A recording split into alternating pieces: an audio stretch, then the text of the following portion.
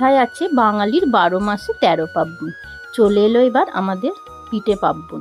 তাই আজকে আপনাদের বানিয়ে দেখাবো ক্ষীরের পাটিসাপটা।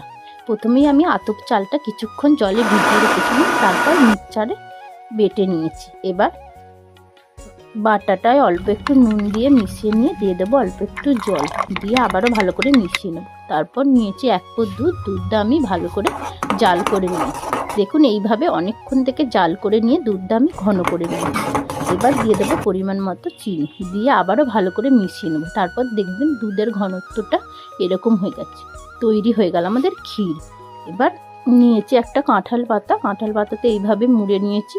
এবার চাটুতে অল্প তেল ব্রাশ করে আতপ চালের ব্যাটারটা দিয়ে এইভাবে দেখুন কাঁঠাল পাতার সাহায্যে 4-5টা মিলে দিয়েছি।